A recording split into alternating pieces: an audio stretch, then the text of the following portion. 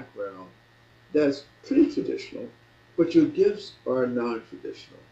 How do you bring that together to help the people that you deal with? I use whatever tools I have to help the person that's in front of me. If they have been the non-traditional route, or if they've been the traditional route, or don't understand either one or the other, I explain how the non-traditional works and I explain how the traditional works. I will educate them in both of them so they're very clear about how would it fit into their lives. Because that's important. People have to feel comfortable in order to be able to open up. If they've been through all the traditional and still haven't gotten to the core issue, then I would do a soul reading for them to see if it's a pattern they brought from a past life into this life. If a person comes to me and they appear to have a mental health problem, then I would suggest they go the traditional route to get a diagnosis or if they need medication. If they don't want to do that, then I educate them about how that interferes with their life and what goals they're trying to achieve in their life. If it's a mental health problem that constantly interferes with your thought process, your security level, your imagination, your thinking, whatever it is, if it's not treated properly, then it does cause more issues and more problems. I would say that my practice is spiritually based.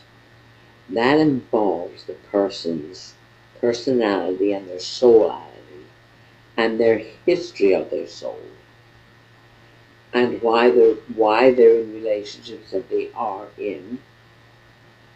I sometimes recommend medical doctors when it's necessary, if they need to see somebody that can help them with that might need medication if they're highly anxious or depressed or addiction. They're all medically treated problems.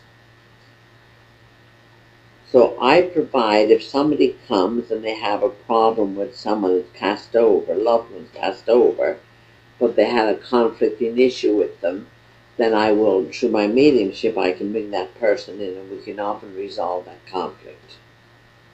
That's very important for people. And if they're in grief, it helps to bring somebody in and help them with that. So this depends on what the person needs and what the person wants.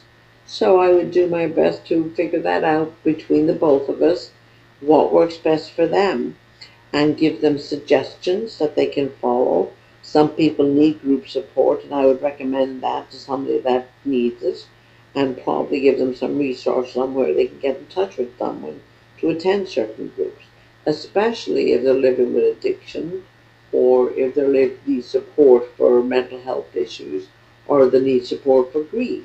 There's support groups for all of that. You said that your services are spiritually based. What does that mean? If the problems come from another lifetime, that's spiritually based. The suggestions to resolve the problem are spiritually based. It basically has to do with the person trusting in their own spiritual selves and their higher selves and working with their guides, if they have guides, or guardian angels. It has nothing to do with religion or religious beliefs. It has to do with the deservability of a person and how they believe in themselves and how strong they really are, even though they may not believe it at the time. But they tap into their own spirituality. And we identify what that is, what's spiritual for them, or what spirituality means to them. When you're talking about spiritually based, it means you come from an approach of the person being in perfect harmony, and if they're not, we take a look at what's not right in their lives. It could be relationships. People are in relationships for two different reasons. You're in and out of need, or you're in and out of want. And that's the big difference between the two. When you're in and out of need, the payoff is not very good. If you're in and out of want, then you're an independent person making your own separate choices, what you want in your life or you don't want in your life. So it's very difficult to say it's all spiritually based when actually a lot of it, especially if you're doing something out of need, then that means that you're needy in the place that you don't feel very good about yourself, or don't feel love enough for yourself, or you're counting on somebody else to meet all your needs. That sets up a pattern of never being happy or satisfied because you're giving all your power away to somebody else. I happen to be a naturally born person with special gifts that's able to help people in their lives and ease their worry or anxiety if they understand where it's coming from. I see clearly, I bring the insights up, I help the person identify what it is they need to know. That's why I have them make a list of questions of things that are very, very important to them. I don't tell fortunes and I don't guess. It's a responsibility I have and it's a responsibility the other person has. They have to take responsibility for themselves for the information that they're asking me about. My job is to deliver the information to the best of my ability and for the higher good. Being clairvoyant means that I can see clearly what you or somebody else may not be able to see. I am a solution-oriented person. So anytime or anywhere somebody comes with a problem, I look, and oftentimes there's the answer. I have the ability to be able to see the answer to the problem. Not everybody is going to be happy with the answer, but nonetheless, that'll be the truth. And I report what I see or what comes into my mind or whatever my guides are telling me to help this person with. I do that. And are they always right? It's not a matter of being right or wrong. It's a matter of truth. That's why it's important to record the sessions, because the person may not have it in their conscious mind when I'm talking to them in front of me, but when they listen to the recording on their own, oftentimes it comes to them. It's not about me proving whether I'm right or whether I'm wrong, or whether they're right or whether I'm wrong. My job is to provide information to the person that's looking for it. The information they receive helps them understand where their core issue is. Usually, in an interview or a reading, a core issue will emerge, and the core issue is usually at the core of the problem that the person is having. Then the person has to go about doing work to correct that problem, or correct an attitude, or correct a behavior, or change a pattern. And these things that you do with people who are in front of you, how do they differ from, let's say, if you're going to psychotherapy, or let's say if you're going to just counseling? What is it that distinguishes what you do versus what they do? Well, for instance, if you're going to a therapy, they're going to explore your feelings. I don't do therapy. If you're going to counseling, they're going to show you all your options. I don't do counseling. The person comes with a list of questions, asks me the questions, I give them answers and clarity and understanding of why they have that particular problem, or why they might be in a certain relationship, why they might be having relationship problems with family members, with parents, with siblings, with whoever they might be in a relationship with, or why they may not get on with a certain person, never did get on with a certain person.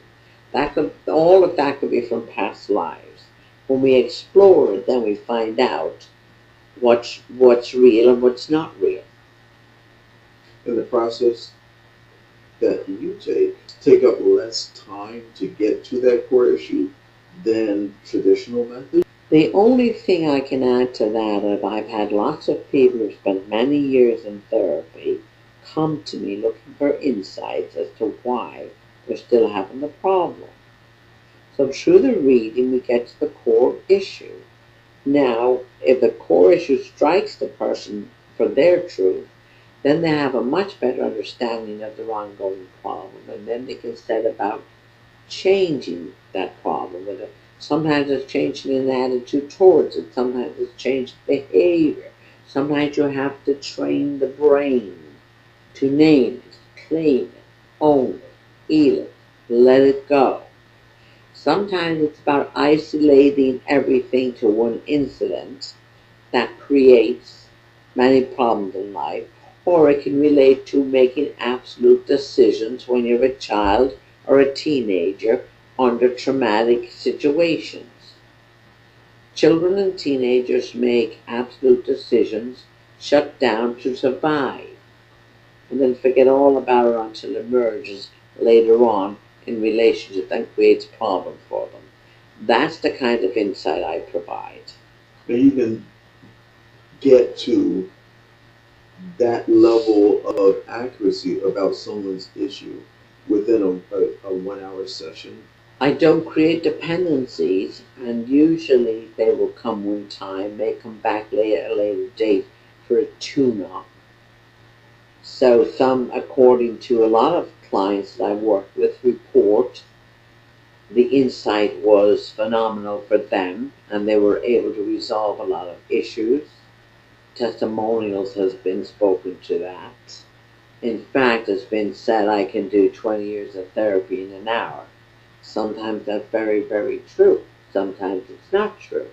I don't really get into worrying about that. My job is to provide the information, steer the person in the right direction. It's the ultimate choice of the person on what they want to do with the information. But most times feedback has always been positive. If you enjoy listening to my audio, please like me on Facebook, follow me on Twitter, subscribe to my YouTube channel, email me your concerns and questions at omenacenter777@gmail.com. Call me at 860-871-6076. Please leave a message for an appointment and someone will get back to you in 24 hours. Thank you.